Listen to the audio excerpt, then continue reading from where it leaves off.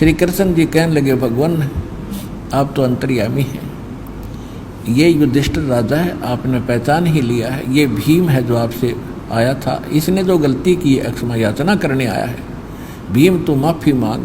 भीम ने माफ़ी मांगी, अक्षमा याचना की, महाराज मेरे से गलती होगी और राज नशे में, ताकत के नशे में मैं गलत बोल गया, आपसे अक्षमा करो। साधु तो इतने हुआ कर अच्छा भाई माफ़ कर दिया, परंतु मेरी एक शर्त है, वह शर्त पूरी करियो। क्या शर्त है कि भीम को बता दी थी कि 100 अश्वमेघ यज्ञ का पुण्य मुझे दो, तब मैं चलूं तुम्हारे साथ, क्योंकि रोल मालिक सुदर्शन का ही कर रहे थे।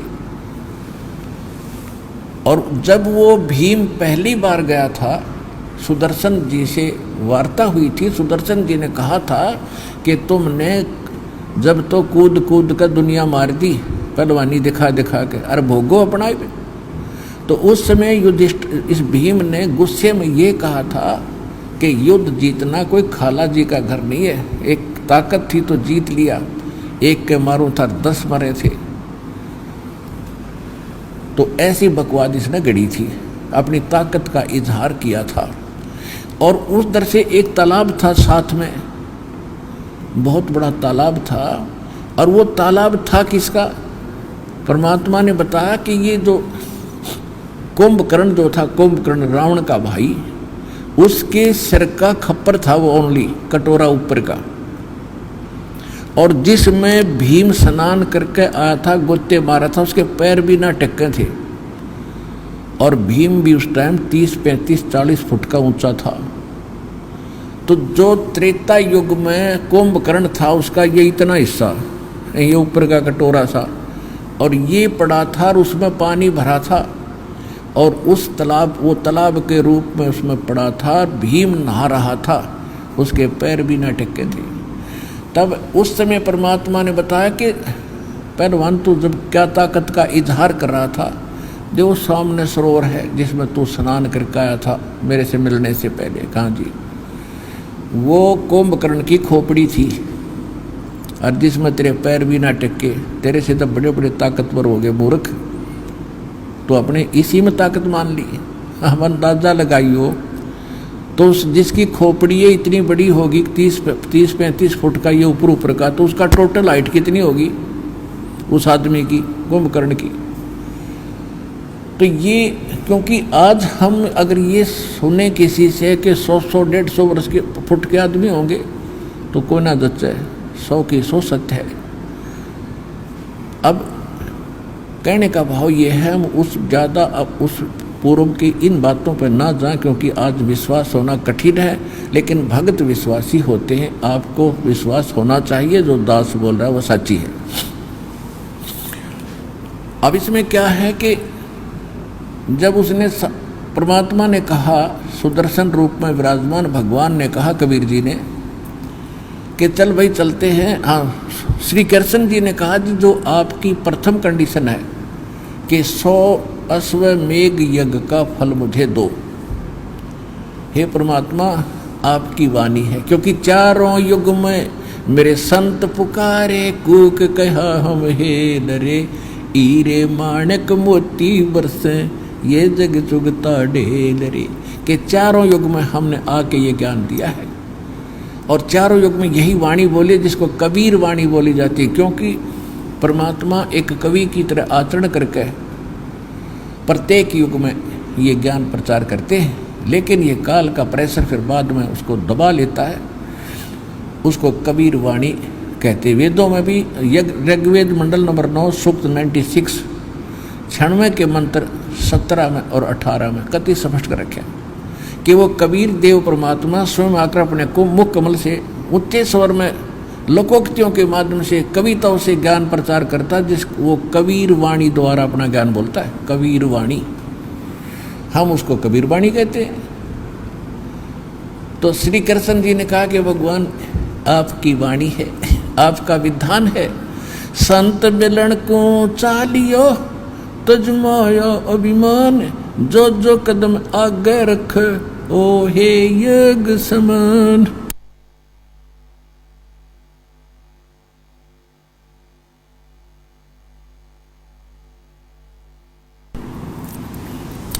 एक विधान है पुण्यात्माओं, परमात्मा ने इन वाणियों को बोलकर आप जी को भी सतर्क किया है।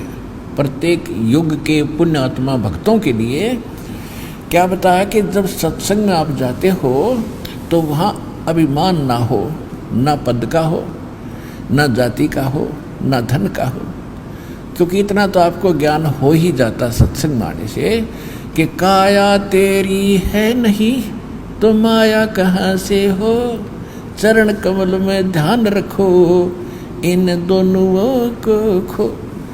कितना बड़ा अधिकारी है, चाहे राजा है पृथ्वी का, 1 सेकंड में मृत्यु हो जाती है और संपत्ति भी गई, शरीर भी गया, जिसका अभिमान था वो पद भी गया, अरब क्या बनेगा। फिर पीछे तू पशुआ की जय गद्दा बैल बनाई, ये 56 भोग कहाँ मन बोरे कहीं कुरडी चरने जाई। ये विधान है भगवान का। जो भक्ति नहीं करते और राजा भी है या रंक है या वैसे कोई अन्य पोस्ट पद और धन जिनके पास है, वो संपत्ति का अभिमान किस लिए कर रहे हो, आपको सांस का भरोसा नहीं। 1 मिनट में मृत्यु हो जाए, फिर अगले जन्म में गधा बनेगा। जो भक्ति नहीं कर रहा और भक्ति करेगा उसमें ये गुण होंगे ही, अवगुण होंगे ही नहीं। तो क्या बताते परमात्मा, संत मिलन को चालियो भाई तजमाया अभिमान, और जो जो कदम आगे रखे। संत की तरफ जितना प्रस्थान करते हैं ऐसे भाव से, सो योग समान, एक यज्ञ के तुल्य वो कदम आपका माना जाएगा, उसका इतना पुण्य मिलेगा।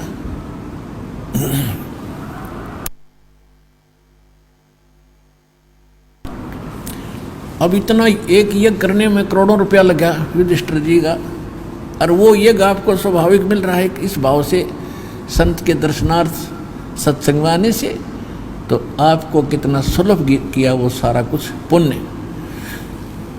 तो श्री कृष्ण जी ने कहा कि हे भगवान, आप जी की अमरवाणी है, आपका विधान है, आप देख सकते हो अंतर्यामी हैं। आज ये 5 पांडव बेशक राजा भी हैं और आज इनके साथ जो बीत रही है यही जानते हैं। संसार में बेइज्जती हो ली, पाप का गट्ठड़ इनके सिर पे रखा है, यज्ञ इनकी पूर्ण नहीं हो रही। आज ये कितने विनम्र हैं और किस भाव से आपसे मिलने आए हैं, और इस भाव से आने वाले को आप कहते हो कि एक यज्ञ, एक कदम यज्ञ के तुल्य है। तो हे परवरदिगार, हे सृजनहार, आप 100 यज्ञ रख लो, बाकी हम तीनों की झोली में डाल दो। वहाँ से यहाँ तक आने के लिए कहाँ से, जहाँ से चले हैं, चाहे रथ में आए हैं और चाहे आप गाड़ी में आते हो, चाहे रेलगाड़ी में आते हो, कार में आते हो, वहाँ से यहाँ तक के जितने स्टेप हैं ये आपके एक यज्ञ के तुल्य माने जाते हैं। जो ऐसे भाव से आते हैं, सच्ची श्रद्धा से आते हैं, तो उस समय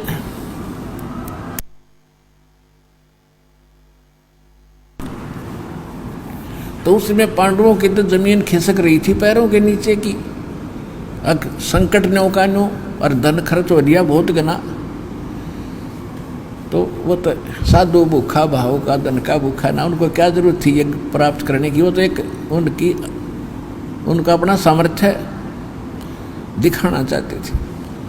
तो परमात्मा बोले भाई चलो चलते हैं, और युधिष्ठिर भीम से कहा कि भीमदेव, हे भीमसेन अखां जी, ये मेरी सुमरणी रखी है भाई, खुट्टी का टंगरी है सुमरणी, यानी माला जो जाप करते थे सुदर्शन जी, वो वहाँ खुट्टी पर टंगी हुई थी हंगर पे, कि उस माला को दिए उठा के सुमरणी लाइब्रेरी में चलूँ भाई। फिर अब भीम जब उस माला को उतारने लगा, वह माला टस से मसली हुई और नो पूरा जोर लगा रहा कि इज्जत का नाश हो गया। परमात्मा बोले रहा पहलवान जब नू के था सूरवीर के एक का मारो था 10 मरे थे, ताकत ने युद्ध जीता। अब एक बाला ना उतरती तेरे तो ताकतवर शर्मिंदा होकर छोड़ कर बैठ गया। और परमेश्वर ने ऐसे हाथ किया था, माला अपने आप उठ कर आएगी, आंगली में गल गई। तो पुण्यात्मा तब उनको यकीन हुआ था कि वो घड़े डरे हुए थे युधिष्ठिर, और कि उनका मन में जच्चा दी थी नो सामने बैठा एक झोपड़ी में, एक कैसी वेशभूषा थी परमात्मा की, जैसे शूद्र आप आज से पहले तो और ज़्यादा थी, वर्तमान में ऐसा नहीं रहा। तो कैसे एक फटे पुराने से कपड़े मैले से एक लंगोटी धोती बांध रखी तो घुटनों तक टेढ़ी बेढ़ी सी, और बैठा ऐसे थोड़ी थोड़ी दाढ़ी सी बड़ी हुई। तो ऐसे व्यक्ति को देखकर उनका विश्वास नहीं हो रहा था पांडवों का कि ये महापुरुष होगा। और जब तक थोड़ा बहुत विश्वास ना हो, थोड़ी बहुत आस्था नहीं बने, तो वह कच्चापन रहता है। तो वो दृढ़ता लाई, जब वह माला अपने आप उठ कर आई तो उनको कुछ विश्वास हुआ कि संत है भाई का टेक। हम तो इस बात ने ज़्यादा पसंद करते हैं, छोटी मोटी छू मंत्र देख लें तो ज़्यादा जल्दी असर हो जाता है। लेकिन परमात्मा को रथ में बैठा के और फिर कहाँ पहुँचे, फिर पहुँचे यज्ञ में। और यज्ञ मंडप में 33 करोड़ देवता, 88,000 ऋषि, 12 करोड़ ब्राह्मण और उनके रिश्तेदार यादव 56 करोड़ बैठे सारे, आसन न्यारे न्यारे दे रखे। और जो ही उस मंडप में परमात्मा पहुँचे, छोटी सी लंगोटी धोती बांध रहे और शूद्र टाइप से जैसे एक ग्रामीण से होते, और वह बैठे सारे कति प्रभु पाके, सबके आसन न्यारे न्यारे देवताओं के ऋषियों के, और पूजा करो सब मत्था टेके, वो तांडी पाक रहे थे। और जब वो क्या कह रहे थे, आपस में डिस्कशन कर रहे थे कि शंख क्यों नहीं बजा, तो ऋषि लोग, देवता लोग, ब्राह्मण कह रहे थे इनके पाप पे बहुत गड़े हैं, ऐसे कैसे बजेगा शंख, इनको तो भोगने ही पड़ेंगे। और जब परमात्मा प्रवेश किए सुदर्शन रूप में, सब अपने मुख पर कपड़े रख रख कर हंस रहे हैं कि ये लाए खोज कर ये बजाएगा इनका शंख। इतने पाप इकट्ठे कर लिए इन्होंने। तो वो तो ऐसी धारणा की हुई थी। उधर से द्रौपदी को जाकर के श्री कृष्ण जी ने कहा कि हे द्रौपदी बहन, अब ये आ गया, इस महापुरुष के भोजन करने से तुम्हारा काम बनेगा, तुम्हारी यज्ञ पूर्ण होगी। और बढ़िया भोजन बना बहन, बढ़िया भोजन तैयार करो महापुरुष के लिए, स्वच्छ नहा धो के। अब द्रौपदी ने सोचा कोई नौकर नौकरानी न कहूँगी कि दे काम बिगाड़ दे, और संत को पसंद ना आया तो एक रह रहा है यो खुश करना, और इसी से सब कुछ होगा। अपने हाथों उस रानी ने, द्रौपदी तो रानी थी उस समय, अपने हाथों से भोजन बनाया कई प्रकार का, अलग अलग से कई सब्जी बनाई, दाल बनाई की तक कचौड़ी की तक पकौड़ी, दही बड़े, रोटी, हलवा, खीर, पूरी सारे बना के नरे नरे आइटम और थाली में रख दिए, भगवान के सामने, सुदर्शन जी के सामने रख दिए। अब सुदर्शन जी क्या करते थे, वो केवल 5 ग्रास खाते थे। यानी उसने एक अपना फार्मूला बना रखा था भी ना ज़्यादा खाना है और ना कम खाना है। भक्ति ऐसे ही होती है जैसे श्रीमद् भगवद गीता अध्याय नंबर 6 के श्लोक नंबर 16 में स्पष्ट है कि हे अर्जुन, ना तो ये योग माने भक्ति साधना, न तो ज़्यादा खाने वाले की और ना बिल्कुल ना खाने वाली यानी व्रत रखने वाले की, और न ज़्यादा सोने वाले की, और ना लोग दिखावा ज़्यादा जागने वाले की, ये कभी सफल नहीं होती। और सूक्ष्म वेद में कहा कि प्रथम अंजल संयम राखे और योग युगत सब सतगुरु भाखे। पहले खाने में संयम बरता है, इतना भी ना खा ले दड़ी पक्का, फिर टूटे गड़ाई नींद आवे, फिर कैसे भक्ति करेगा। और ऐसी बिल्कुल भी ना खा कर कमर टेढ़ी हो जा, बिना खाए आंत मुस जाए, ये कैसे भक्ति बनेगी।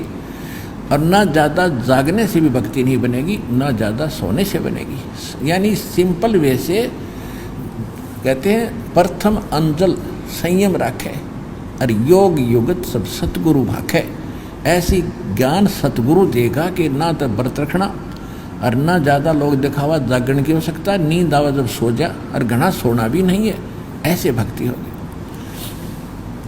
तो क्या किया था जो सुदर्शन जी, अपना 5 यानी जो भी खाते थे, दलिया खिचड़ी बनाया करते थे, और कौन सा साग सूख की सब्जी बनाते थे, घास फूस तोड़ के, और उसमें रोटी डाल के ऐसे बना के 5 बार खाते थे, बस 5 ग्रास, फिर नहीं खाते थे। तो ऐसे ही मालिक ने रोल तो वही करना था, यो परमात्मा है, यो कच्ची नहीं छोड़ता किसी भी भूमिका को।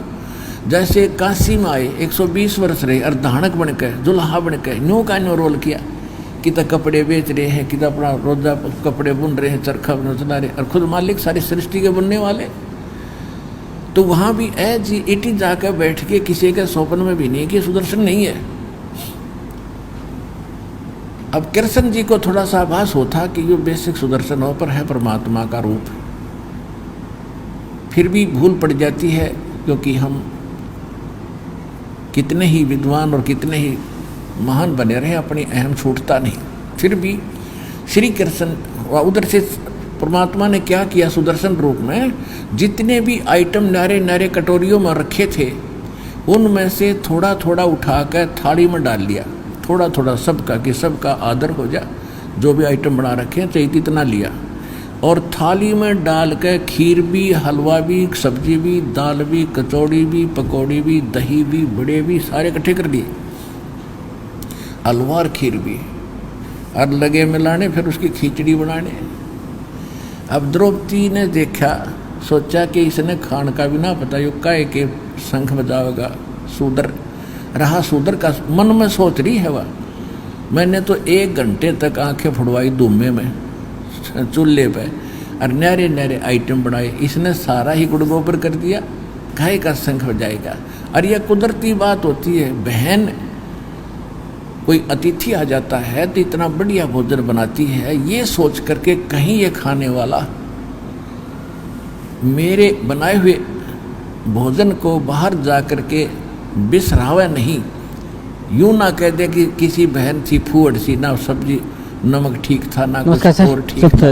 अपनी जितनी सूझबूझ से वो अन्य दिनों से अधिक अच्छा भोजन तैयार करती है, बिल्कुल लो ला के बनाती है। तो उसने उस दृष्टिकोण से तो वो वैसे बनाया था, और वो न्यों सोचा थी वो घास फूस खानिया आदमी, और आज ये खाओगा कभी खीर कभी हलवे, उंगली चाटता रह जाएगा, और मेरी सौ जगह गुण गाओगा कि द्रौपदी जैसा आहार भोजन मैंने कहीं नहीं खाया भाई। वो आशा ये लगाई बैठी थी, वो उसने सारी आशाओं पर पानी फिर गया जब महापुरुष ने इकट्ठा कर लिया। अब मालिक ने क्या किया कि 1 ग्रास खाया, और वो शंख ने आवाज़ लगाई, फिर बंद हो गया। फिर दूसरा ग्रास खाया, फिर बोल लिया। 5 ग्रास में जो डाला था सारा खा लिया, 5 ही बार में शंख बोलकर फिर चुप हो गया।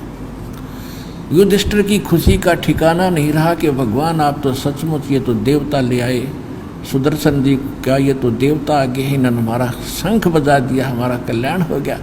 श्री कृष्ण जी कहने लगे अभी कुछ नहीं हुआ है। क्या मतलब कि ये शंख तो रुकना नहीं चाहिए था, इनके भोजन खाने से ये शंख काफ़ी देर तक बजना चाहिए था, अखंड घंटों तक इसकी आवाज़ होनी थी। और ये बार बार ये तो हो गया पक्का कि इस या औरों के खाने से तो टस से मस नहीं हुआ था, और इनके ग्रास खाया इतनी बार ये बोल लगे लकल की मारे था, तो इतनी तो जचगी संत तक काटे का है। लेकिन फिर युधिष्ठिर ने सोचा कि इनसे भी बढ़कर और कौन होगा भगवान जिसको बुलाना होगा। श्री कृष्ण जी ने कहा कोई बुलाना शेष नहीं रह रहा, ये तुमने के बाल में एक सा दिखा है, इसके 1 बाल के बराबर ये 3 लोक नहीं, इतना शक्तिशाली महापुरुष है, मैं इसको देख रहा हूँ अपनी दृष्टि से। लेकिन उसका न्यों पहचान में नहीं आ रही थी, वो भगवान आ रही है।